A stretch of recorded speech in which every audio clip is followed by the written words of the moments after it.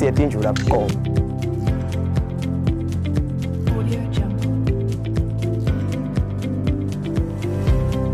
Sifundisana ngokuseva imali.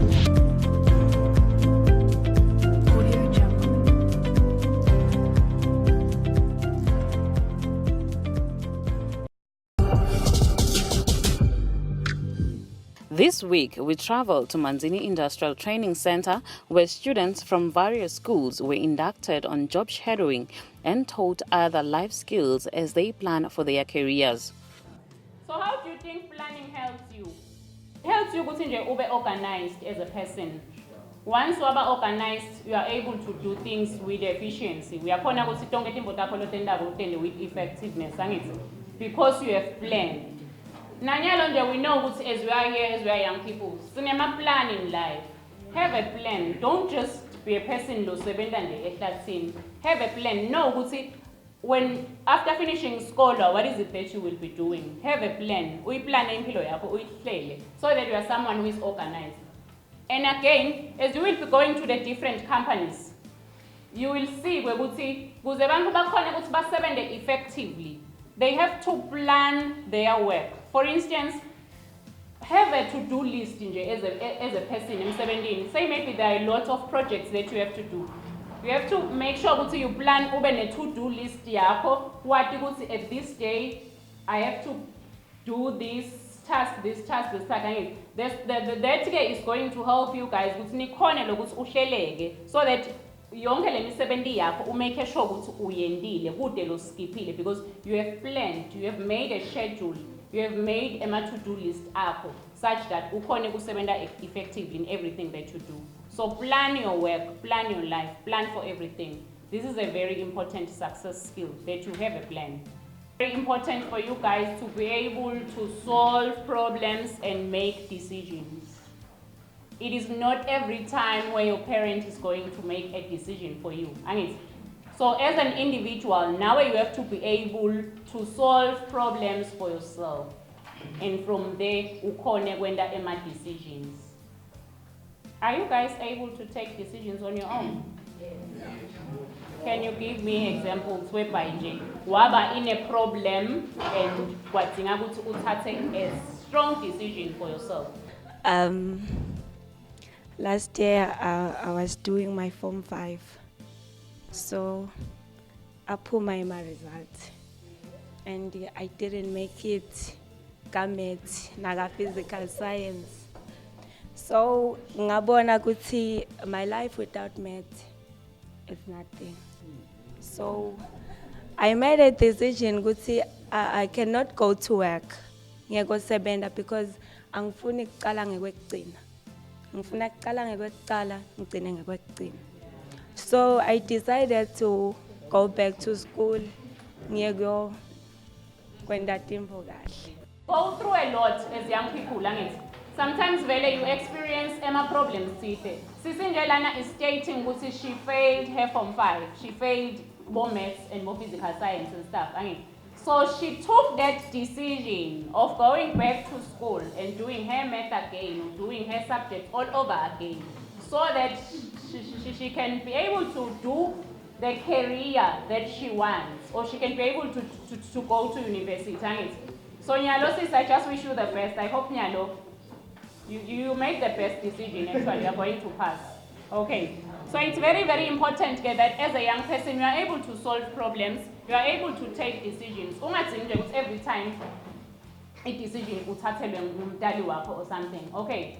So it's very, very important. Because for now, I know some of us probably buy a school because your parents say, just go to school. But Nyalo, you are in Form 4. You have to be able to why, you have to know why are you in Form 4? Why are you here? What is it that you want as an individual? So that is very, very important. And then we look at the other success skill, which is cooperating with others. Cooperate with others. What do we mean by cooperating with others?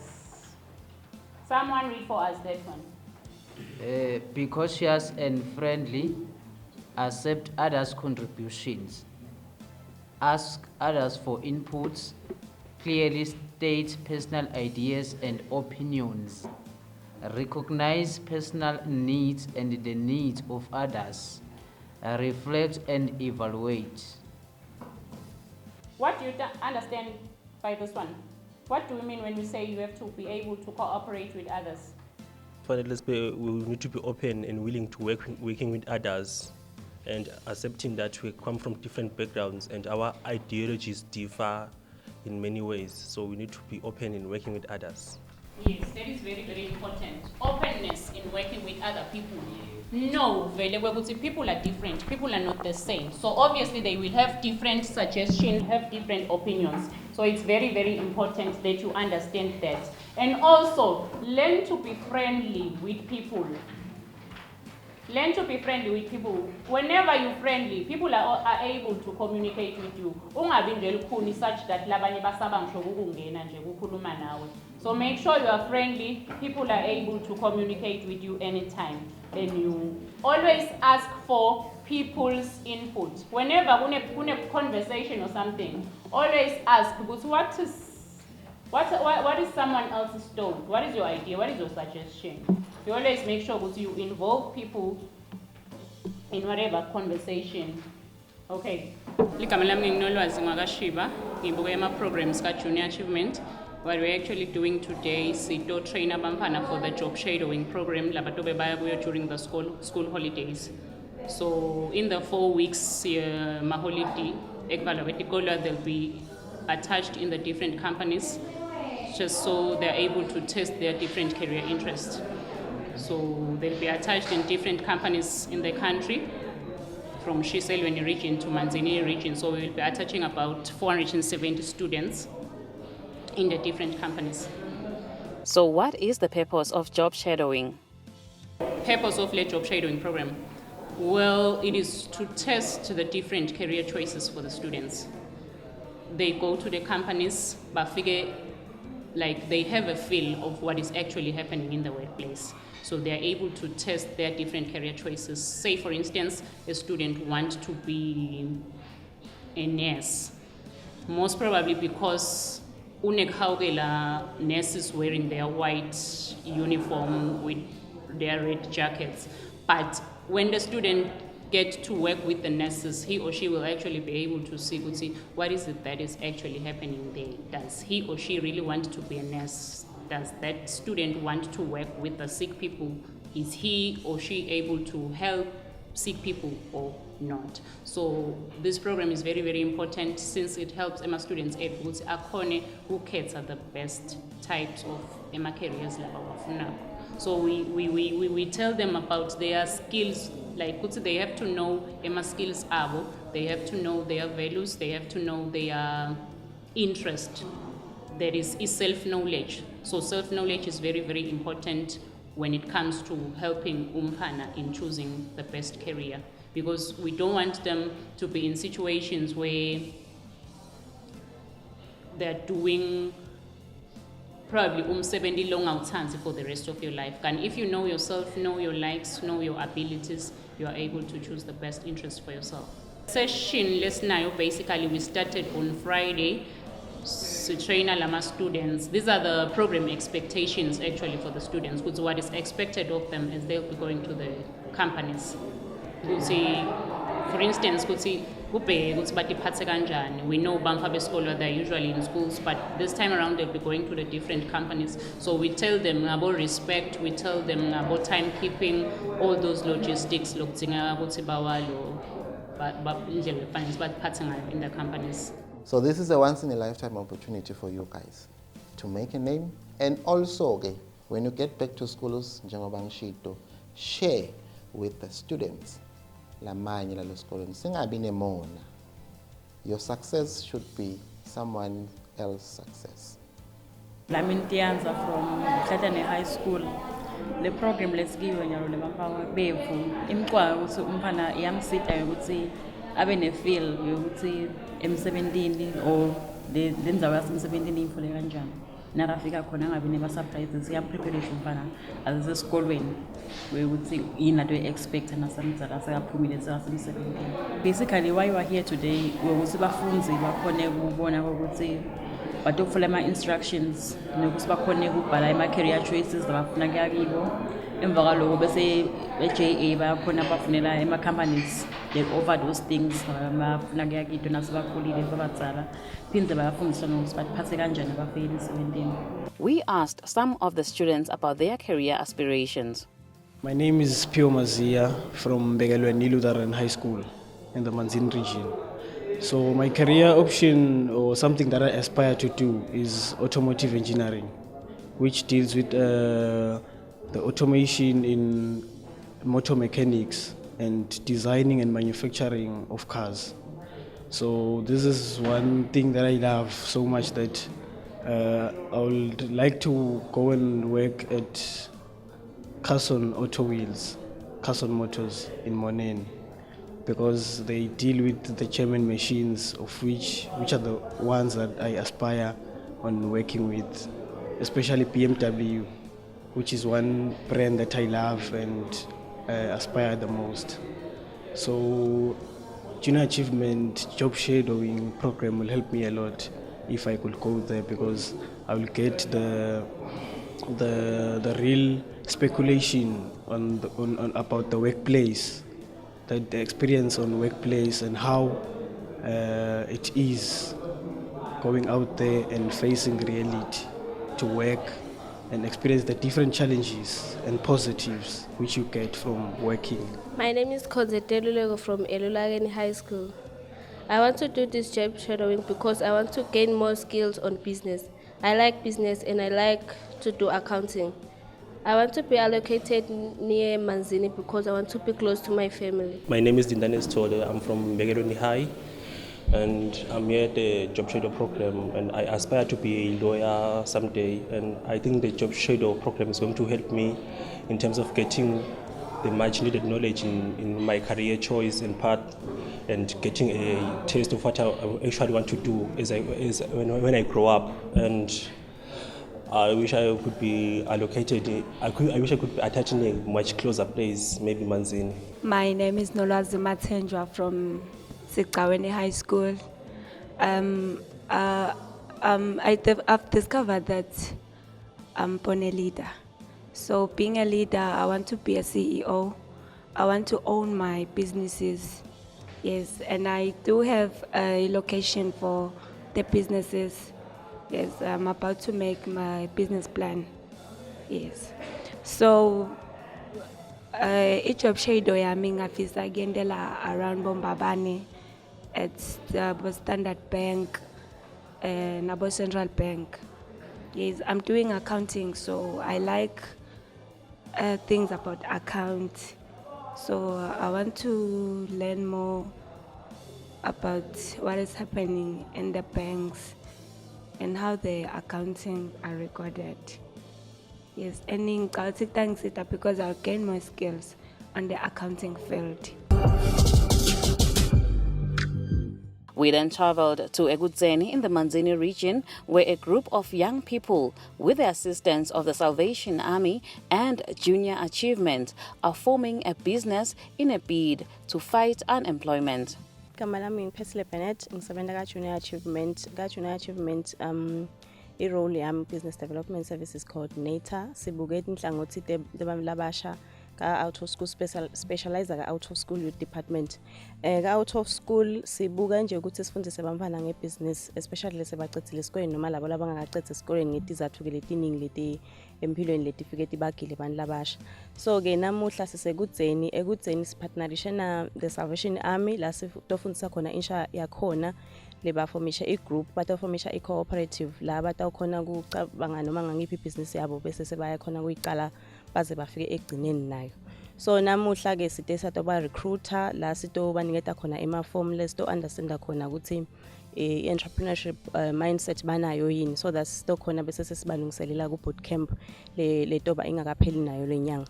I-program yethu-ke la Junior Achievement lebukele abantu labasha sicala nge-bootcamp lebang-2 emalanga la sitabafundzisa khona njengokuthi i-business iqalwa njani. Siye si-invite-ke ama-motivators la tota nabo atoba layela ukuthi nabo baqale njani ebhizinisini baze bafika la sebakhona khona. Then ke after lo 2 wemalanga bese sekulandzela 9 wemalanga la batowenda khona ke entrepreneurship program la sisebenzisa kakhulu imanual yethu la sifundisa ngayo sisito ke ngema facilitators ethu la abe ma JA alumni la bese sabafundisa khona labamfana ukuthi ibusiness ihamba kanjani.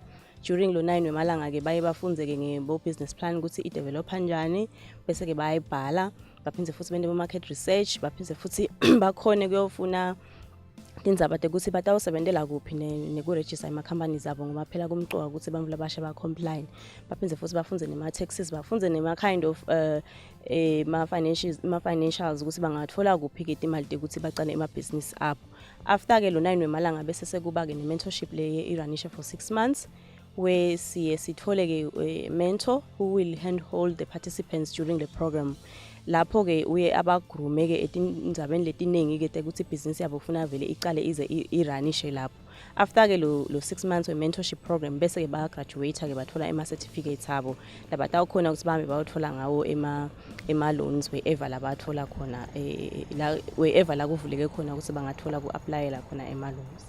My name is Zinhle Bembe. I work for the Salvation Army as the Youth Focused Development Project Youth Coordinator.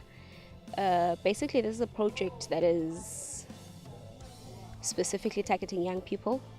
We are in 7 communities.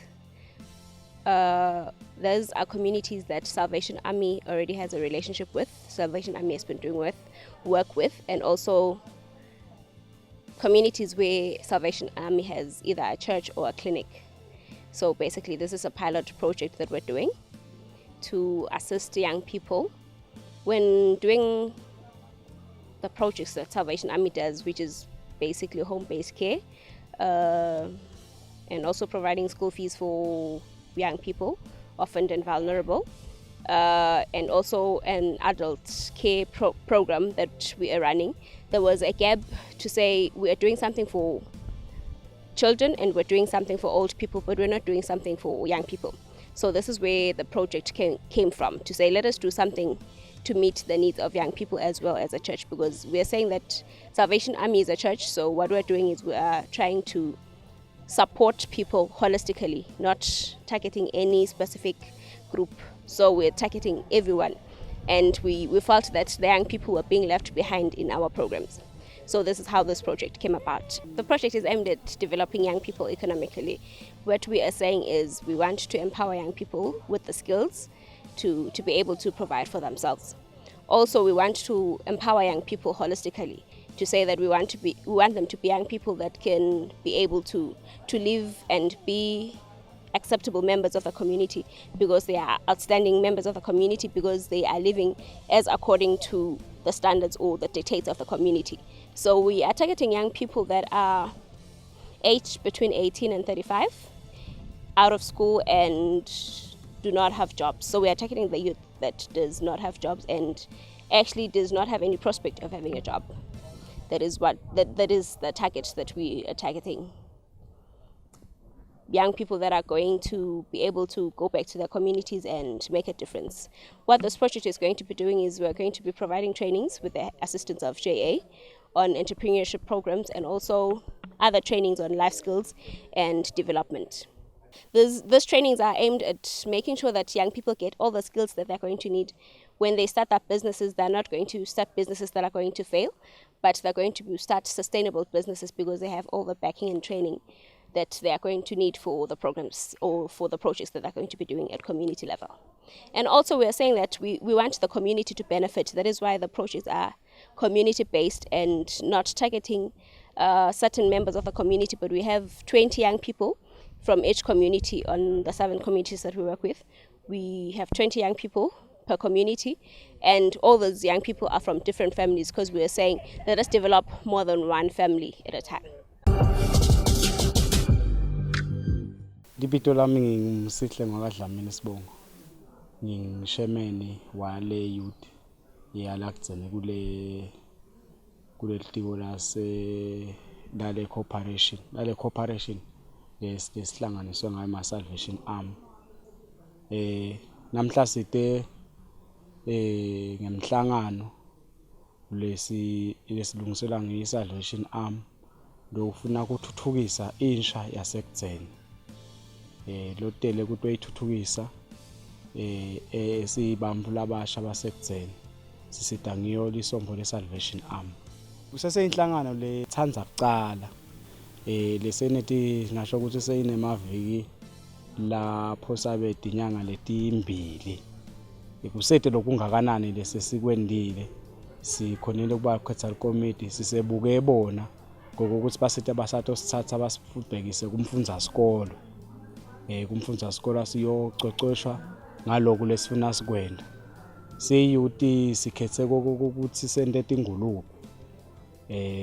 Kusete lokungakanani lesikwendile but we are looking sibuka lokho sisabuka towards loku labasifuna kusamele singene eklasini sifunze kabanti ngakho before kube ngibo labasi introduce labakhona ukusilethela lokho lesikufunako. Size sifomele inhlangano kubuketa indzawo tingone lecishe tibe tinengana ngokuthi incumbi yensha yakhona la kugcene ingehleti kakhulu lamakhaya kude kakhulu emsebeni. So lesikufisako la kahle kahle sitozama ukudakhela thina imisebeni ngoma sekude lemisebenti.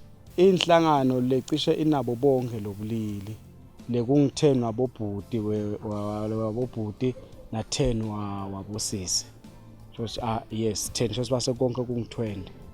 Masifola le njengoba namhla sikude JA atosifundisa mayelana netemabhizinisi atosilota lapha nalapha lokusifiso sefu ukuthi lokuliphupho lefu sibambu labasha basekugcene ngokuthi sigcine kube khona nathi emlamveni wasekugcene lesikwakhako ngokuthi bambu labasha basekugcene ngeminyaka wa 2019 baba khona inhlangano labayakhako bayakha yabangile impumelelo. Lokusifiso kwefu ukuthi nje sibone lokumaphupho ethu ngokuthi sosigcine sitakhela thina umsebenzi kuze netinkampani letinkulu tite nje tati ukuthi kunase kudzeni lapho khona singafola luhlobo lwetingulube letinhle ngoma inhloso yethu savumelana ukuthi sende tingulube. So sikhone sende tingulube sikhone ukuthi sithengisa la sithengisa khona titolo yonke indzawo sikhone indlela yekuphila. UJA na Salvation Army ngicala kakhulu ngaSalvation Army kuloko la sendela kona thina la kugcina ngisho ukuthi kuyingcayizi vele asikade sake sabasa kuthola ngiko sifuna ukubamba ngato tonke tandla. Singatibongela kakhulu esonveni naseSalvation Army ukuthi nathi ingwane amkhulu kangaka babuke thina bangalanga sekugcene bese baqhamuka netintefu lokungiJA la kade kutosicoco noma tosicocodza noma atosilolonga asilolongele ukuthi kuloko lokuliphupho la Salvation Army ngathi simane sikubambe ngetandla totimbili sibe nelwati lelanele ngebhizinisi sibe nelwati leliphakeme kakhulu ngebhizinisi. Singabonga kakhulu nje sibonga kakhulu nje kuJA kuloko ukuthi nathi angasalele emuva etendzaweni yasekugcina atofundzisa abantu basekugcene mayelana ngetemabhizinisi noma lokumcuka ukuthi sifunze sathi ngaloku lesikwendako. Igama lami ngingabisile ngokaNkambule ngihlala khona ekugcene. So ngicabanga mina ukuthi for mina nje ngibona ukuthi itangisita kakhulu because sibamfu labasha siyastruggleisha tindzaba temsebenzi. That is why ukhanza ukuthi sesi-involved tinto letinjengabo ma-drugs tinto leti tenda nje ukuthi maybe so ukhanza uthola nemfana sikhathi singefiki. So just because of money because konke kuyimali namuhla. So for me ngicabanga ukuthi kutangisita mina because umsebenzi kude kupita lokuthi utisebentele ngetandla takho. So ngicabanga kwami ngibona ukuthi leli thuba lasivetele lona Salvation Army ana junior achievement litangisita kakhulu ngitawusebenta njengako konke kutikhandla kwami. Sengibuya ke singummango webani labasha basekugcene. Ngikubuka kwami lo mmango lesiphila kuwo thina ekugcene. Vele tindzaba temsebenzi tilikhulu kakhulu. Umsebenzi ukhashane nathi ufundzile awukafunzi kude umsebenzi. So mina ngibonga lokuthi ngibe lomunye wabo lobenale nhlanhla ikutfola lelithuba ukuthi ngibe kule youth project yasekuzeni. Ngibona ukuthi le project itasita ngobe sibantu abasha kulamalanga kude umsebenzi nemisebenzi ayitholakala la ngephandle. So itasita as individuals la ngobe sitawukhona ukuthi siqhubeke siphile and futhi community nasibiya community tawukhona ukuthi ngobe bantu nyalo kude lo msebenzi sitawuqhubeka si organization ukuthi siqashe bantu labanye labethu umsebenzi ukuthi basite lapho singakhona isito sita. Kule project lengiyo ngicabanga ukuthi mina itangisita ezingumuntu omusha isite nemphakathi siqhubeke simbili ngoba umnotho wakangwane so ubile nemisebenzi ayisatholakali lula noma ungafunza kwani sokusikazi nje sosufuna sitimele sibantu abasha sifaka umfutho nje ukuthi sikhone ukutimela. Sibonga Salvation Army ukuthi asiside siyouth yasekuzeni asicabange nathi asisekhashane ukuthi neyouth yasekuzeni edzinga lisito ledzinga kufundziseka ngemsebenzi yetandla sikhone ukuqhubekela phambili siyouth. JA siyabonga kakhulu usifundisile siyouth ukuthi nawu youth akumele uhleli phansi ubuke labanye eceleni. Ngale initiative lena ngitibona ngithuthuka kakhulu.